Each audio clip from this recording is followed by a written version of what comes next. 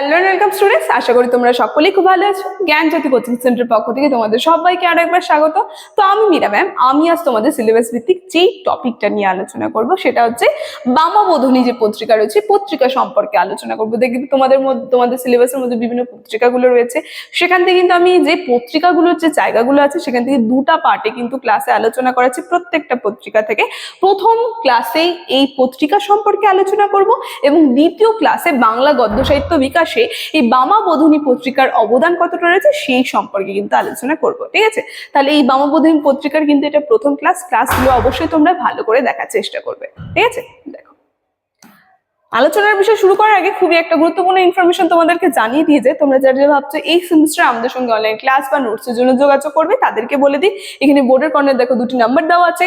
এই নাম্বার দুটি হচ্ছে আমাদের Gyan Jyoti coaching centre official helpline number. যে কোনো একটি নাম্বার মধ্যে কল করে নিয়ে কিন্তু আমাদের সঙ্গে যোগাযোগ করে নিতে পারবে। তার সঙ্গে তোমাদের বিভিন্ন সেমিস্টার কোর্স ফি কি আছে সেই জায়গাটা একটু ভালো করে বলে দিচ্ছি। মেজর কোর্সের স্টুডেন্টের জন্য আছে 1199।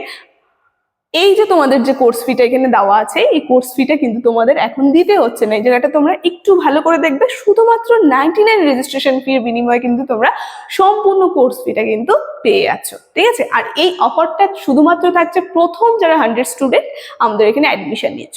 তাহলে এই অফারটা পেতে গেলে কিন্তু তোমাদের ঝটপট আমাদের সঙ্গে যোগাযোগ করে নিতে হবে। ঠিক আছে, এই ইনফরমেশনই তোমাদের দেওয়া ছিল। এখন আমি ক্লাসের আলোচনায় চলে যাচ্ছি। দেখো, প্রথমে বলেছি বামাবোধিনী যে পত্রিকা রয়েছে, এই পত্রিকা সম্পর্কে কিন্তু আছে ক্লাসে আমার তোমাদের সঙ্গে আলোচনা করব। দেখো কি বলছে, 1863 সালের আগস্ট মাসে 1270 বঙ্গাব্দের ভাদ্র উমেশচন্দ্র দত্তের সম্পাদনায় কলকাতায় বামাবোধিনী সভা থেকে প্রকাশিত নারীদের জন্য প্রথম উল্লেখযোগ্য মাসিক পত্রিকা হচ্ছে এই বামাবোধিনী পত্রিকা। তাহলে আমরা দেখতে পাচ্ছি সালটা হচ্ছে 1863 এবং কোথা থেকে প্রকাশ হলো? বামাবোধিনী সভা। এখান থেকে প্রকাশিত প্রথম যে নারীদের জন্য প্রথম উল্লেখযোগ্য যে মাসিক পত্রিকা ছিল সেটার নামই কিন্তু হচ্ছে বামাবোধিনী পত্রিকা।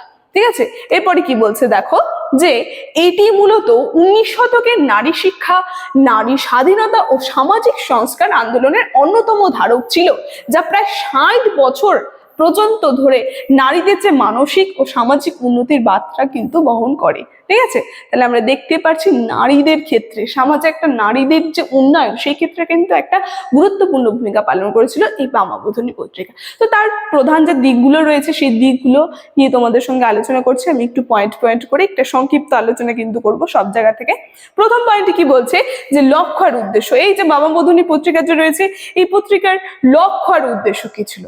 কি বলছে, তৎকালীন রক্ষণশীল সমাজে নারীদের শিক্ষিত ও সচেতন এবং আধুনিক মননশীল করে তোলা হচ্ছে এই পত্রিকার প্রধান লক্ষ্য। তাহলে প্রথমেই তোমাদেরকে বললাম নারীদেরকে শিক্ষিত করা এবং নারীদের যে সমাজে যে নারীদের মান সেটাকে উন্নয়ন করার জন্য কিন্তু আর কি এই পত্রিকা যে রয়েছে পত্রিকা কিন্তু রচিত হয়েছিল। এটা কিন্তু এই পত্রিকার প্রধান লক্ষ্য আর উদ্দেশ্য ছিল।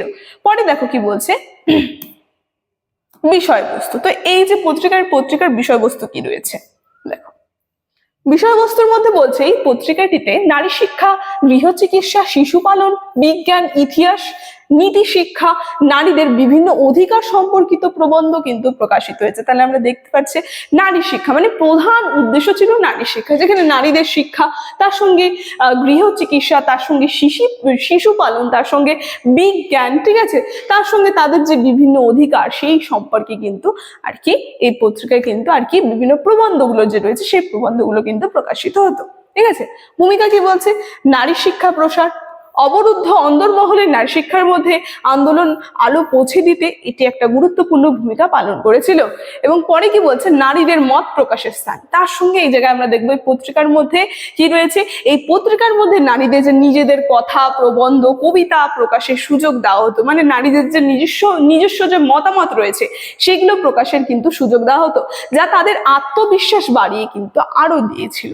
ঠিক আছে, পরের পয়েন্টে কি বলছে, সামাজিক সচেতনতা, বাল্য বিবাহ বিরোধ, বিধবা বিবাহ সমর্থন এবং নারীদের যে কুসংস্কার সেখান থেকে মুক্ত করে এটি একটা সোচ্চার ছিল। ঠিক আছে, তাহলে আমরা দেখতে পাচ্ছি সমাজে যে বিভিন্ন কুসংস্কারগুলো যে মেয়েদের উপরে আর কি পড়ছিল সেগুলো থেকে কিন্তু তাদের মুক্তি দেওয়ার জন্য কিন্তু একটা গুরুত্বপূর্ণ ভূমিকা পালন করেছিল এই পত্রিকা। তারপর দেখো কি বলছে, সম্পাদনা।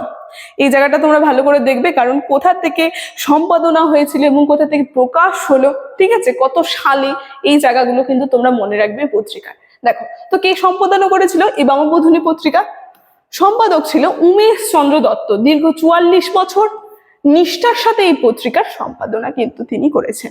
তাহলে মূলত আমরা বলতে পারি সবশেষে 19 শতকের বাংলার নবজাগরণে নারী সমাজের অন্দরমহল থেকে সমাজের মূল ধারায় আয়নে বামাবোধিনী পত্রিকা একটা অগ্রগণী ভূমিকা কিন্তু পালন করেছিল। ঠিক আছে, তো একটা সংক্ষিপ্ত আলোচনা কিন্তু আজকে ক্লাস আমার ছিল এই বামাবোধিনী পত্রিকা নিয়ে। দেখো তোমরা প্রথম থেকে একটু দেখে নাও। আজকের ক্লাসের আলোচনা তাহলে আমি এখানে শেষ করছি। ভিডিওটি শুরু থেকে শেষ অবধি দেখার জন্য থ্যাংক ইউ।